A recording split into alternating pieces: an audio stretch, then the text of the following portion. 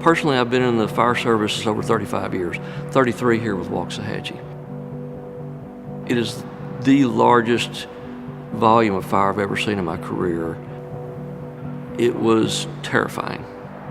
I've never seen a fire spread quite that fast. We were overtaken before we could turn around.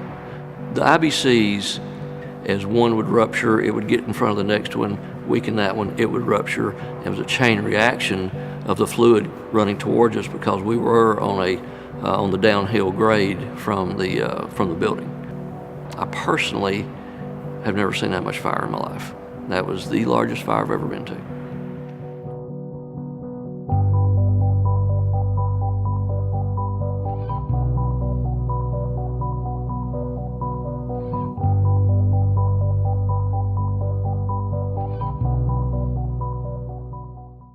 The origin of the fire was on one end of the building, and the IBCs that we encountered were totally on the opposite end of the structure.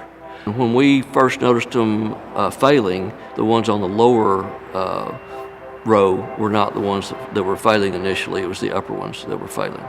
So a composite IBC is essentially a 1 cubic meter polyethylene bottle that's in some type of rigid metal external container. It could be kind of a wire frame or a sheet metal enclosure.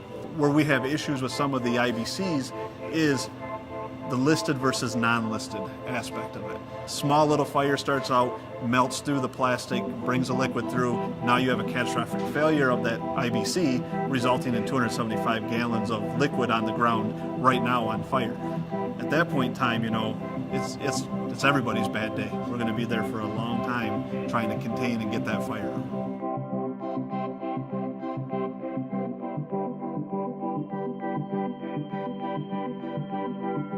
The history of composite IBCs is a very interesting conundrum between distribution rules and regulations and fire code rules and regulations.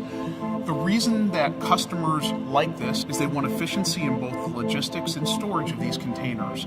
Unfortunately, the fire risks when these things are stored in a warehouse was not adequately considered. For example, the DOT rules would allow flammable Class 1 liquids to be stored in a composite IBC, which are explicitly prohibited by NFPA 30 and the other model fire codes.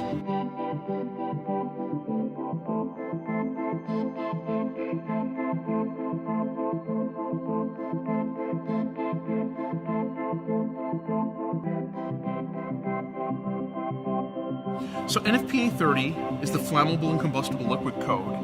It is the leading set of requirements that is developed through the NFPA consensus process.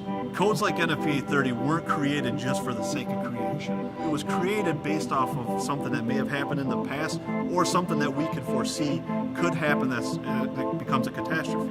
Composite IBCs should raise the antenna of any inspector, insurance official, or warehouse operator.